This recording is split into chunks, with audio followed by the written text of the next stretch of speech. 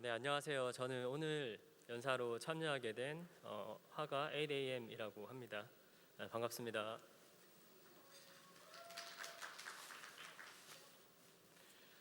저 오늘 얘기할 그 컨텐츠는 제가 아무래도 현대미술 화가로 활동을 하다가 NFT 작가로의 활동을 병행을 하면서 알게 된 새로운 이 시장에 대한 분위기 그리고 기회와 제가 직접 겪었던 어려움이라고 할게요. 어려움에 대해서 간단하게 제가 15분가량 말씀을 드리려고 합니다.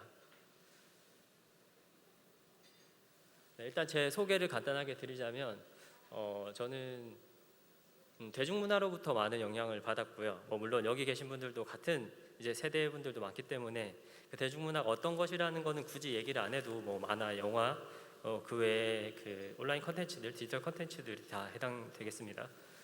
거기서부터 영감을 받아서 제가 이야기하고자 하는 사회적인 이야기 그리고 다른 메시지들이 있으면은 그림을 통해서 풀어내고 있고요.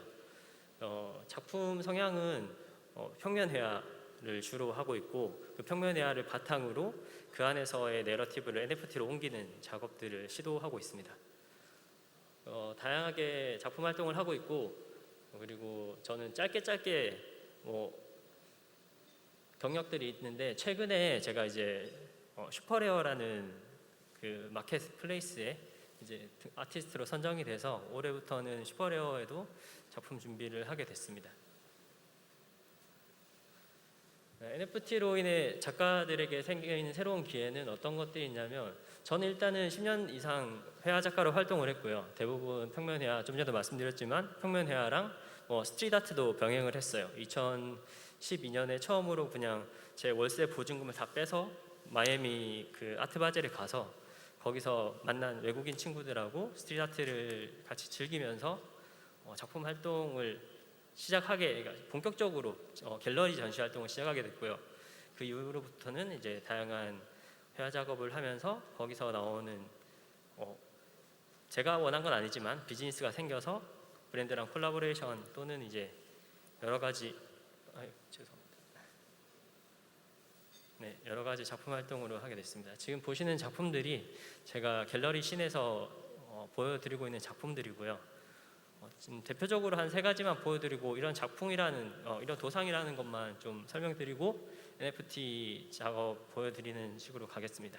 여기 작업 이게 도상을 보시면 뭔가 뭉게뭉게한 구름의 형상, 연기의 형상을 제 나름의 시각적 이미지로 표현을 하고 있고 여기에 주변에 이제 오브제들이 동글동글하게 또는 이제 반짝이 형태로 띄고 있어요. 이런 것들부터 이제 NFT로 저는 옮겨가는 시도를 하고 있습니다. 처음에 제가 NFT를 알게 된 것은 작년 2월 달에 클럽하우스라는 음성 기반의 소셜미디어를 통해서 커뮤니티가 만들어졌고요. 그 당시에 커뮤니티에서 작가님들하고 함께 같이 연구했어요. 그때는 NFT를 하는 사람이 국내에 없었기 때문에 있었는지는 잘 모르겠지만 없었습니다. 그때. 그래서 같이 오픈시, 가스피, 그다음에 트랜잭션 이런 거 다 연구하면서 가스피 날리면서 시도를 좀 많이 했던 것 같아요. 취소도 해보고 다시 삭제하고 등록도 해보고 에디션 발행하는 방법까지도 그때 그 커뮤니티에서 다 정리를 해서 PDF화 된 것들이 지금 작가님들이 많이 보고 계시는 자료로 아직까지도 쓰이고 있는 걸로 알고 있어요. 그래서 글로벌 NFT 마켓플레이스 오픈C에서 처음으로 작품 민팅을 하게 됐고요. 그때 제 첫 번째 컬렉션은 이제 파라셀 인 더 크립토 월드라고 아까 제 그림에 이제 주변에 떠다니는 것들 중에 세포가 있어요. 그 세포를 캐릭터라이징 해가지고 그 캐릭터가 처음으로 이 크립토 월드를 가게 되면서 겪게 되는 그 첫인상들 뭔가 되게 기대도 되고 신기하고 또는 아직까지도 잘 모르겠고 그리고 너무 잘 돼서 사랑스럽고 이런 감정들을 한 7가지, 6가지의 캐릭터라이징을 통해서 에디션으로 발행을 했었습니다. 너무 또 운이 좋게 저는 이제 그러니까 국내 작가들, 아티스트 중에서는 오픈시에서 처음으로 판매를 하는 기록을 가지게 됐고요. 아무래도 그 최초 판매 이런 기록들 덕분에 이 자리에도 올 수 있지 않았었나 그런 생각을 하고 있습니다. 뭐든 다 최초가 엄청 선점하는 게 중요하더라고요. 이쪽 시장에서도. 자, 그래서 제가 기회들 얘기하다가 이제 새로운 툴에 대한 공부를 하게 됐어요. 저는 붓을 가지고 페인팅을 하거나 나이프로 이제 나이핑을 하거나 뭐 쪼물쪼물 스컬핑을 하거나 이런 회화 작가였는데, 이 NFT를 하려면 아무래도 디지털 베이스의 아트웍들이 최적화되어 있는 그런 분야였기 때문에 이걸 다시 한번 디지털라이징하는 과정을 거쳤어야 됐어요. 그래서 이 어도비 프로그램 중에 뭐 물론 포토샵, 뭐 그게 영상 관련된 것들, 프리미어나 애프터 이펙트, 심지어는 작년에는 한 몇 개월 동안 3D도 공부를 했었거든요. 그러니까 새로운 툴에 대한 공부를 하게 되는 기회를 스스로 인지를 하게 되고 거기에서 도전을 해보게 되는 그런 것 또한 기회라고 생각을 했습니다. 그리고 새로운 성향의 팔로워라고 이제 여기 적어놨는데, 여기 왜 트위터를 해뒀을까요? 이게 아무래도 블록체인을 주로 다루시는 분들이 대부분 트위터에서 활동을 하시더라고요. 뭐 다른 소셜 미디어에서는 잘 안 보였던 이유가, 거기서는 그냥 편하게 여기에 대해서 얘기를 해도, 탈중앙화에 대해서 얘기를 해도 뭐라 하는 사람이 없기 때문이 아닐까 그런 생각을 했었고, 블록체인 쪽의 정보를 얻으려면 트위터를 하는 것이 또 빠르기 때문에 트위터 쪽으로 다 이제 기존의 인스타그램 뭐 웹사이트도 운영하고 있었지만 트위터 쪽에도 이제 어느 정도 에너지를 소비해서 활동을 하게 됐는데, 제가 만나보지 못한 성향의 팔로워들을 얻게 됐어요. 지금은 한 2,000 몇백 명 정도밖에 안 되는 되는 팔로우긴 한데 점점 이게 빠르게 늘어가고 있는 상황입니다. 그리고 새로운 시장에 대한 경험을 말씀을 드리자면, 기존 미술 시장에서는 갤러리와 함께 이제 작가가 하다 보니까 작품 판매 대금에 대해서 뭐 50대 50, 디폴트죠.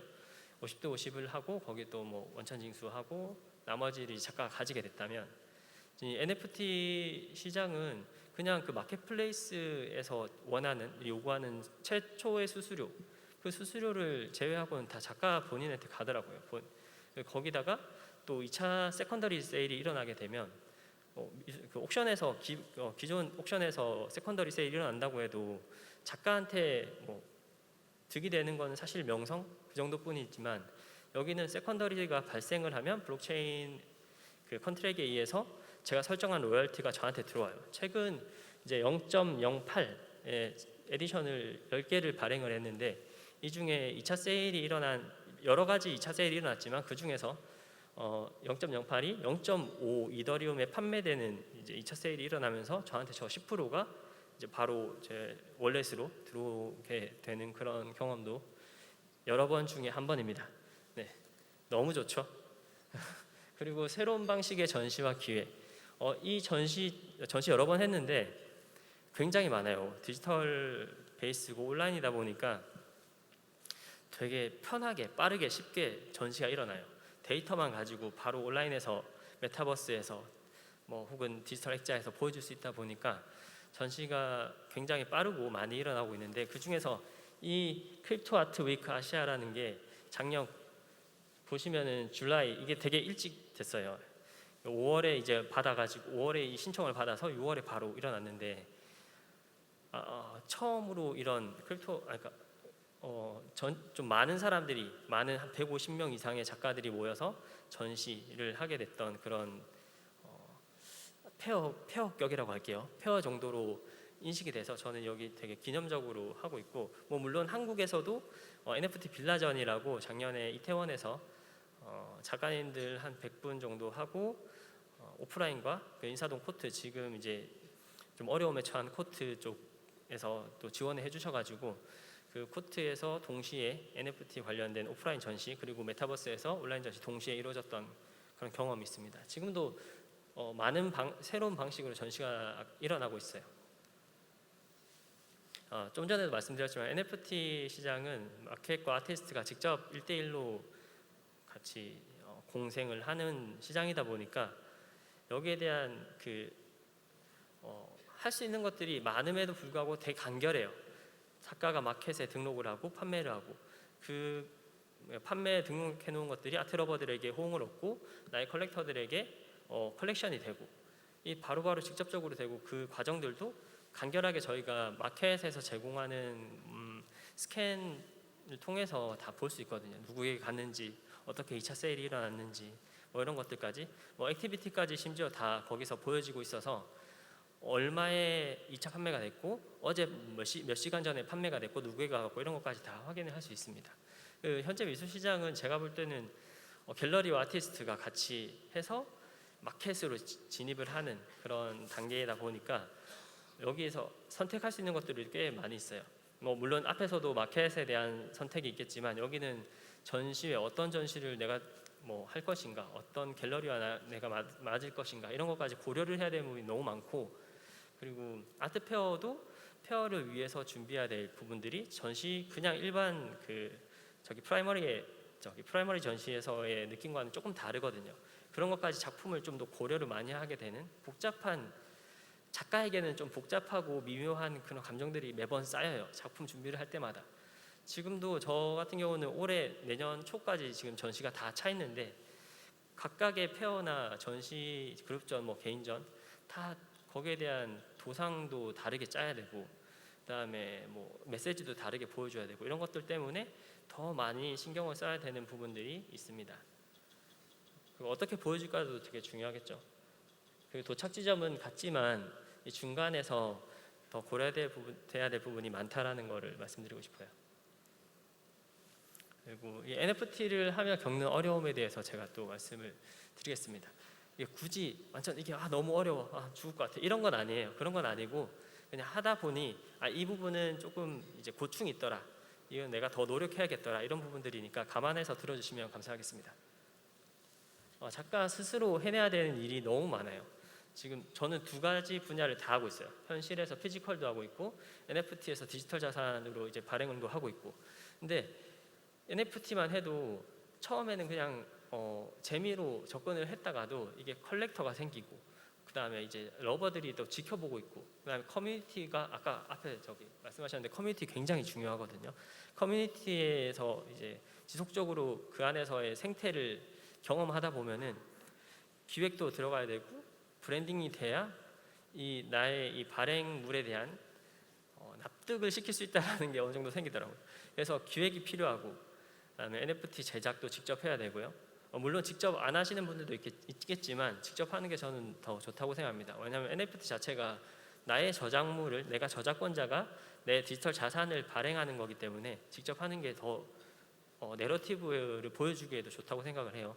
그다음에 마케팅, 바이럴 이런 것들도 소셜 미디어나 아까 트위터 말씀드렸는데 그쪽 통해서 지속적으로 해야 돼요. 하루에 뭐 못해도 한 두세 번은 해줘야 이게 그 수많은 그 사람들, 아티스트 속에서 나라는 존재를 한 번이라도 더 알리는 기회가 될 수 있고, 그리고 이벤트도 가끔 필요한데 한국 NFT 시장이 유독 그 이벤트를 너무 좋아하는 것 같아요.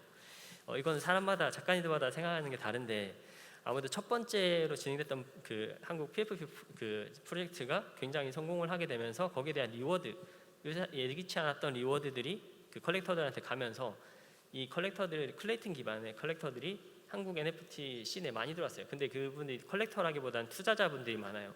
이게 돈이 됐다라는 얘기를 듣고 들어오신 분들이 많기 때문에 리워드나 에어드랍 같은 이벤트를 기대하시는 경향이 좀 많아요. 해외는 어떤지는 저는 겪어본 적은 없습니다. 해외 컬렉터들도 절반 정도 있는데 아직까지 그런 리워드를 원한 적은 없었어요.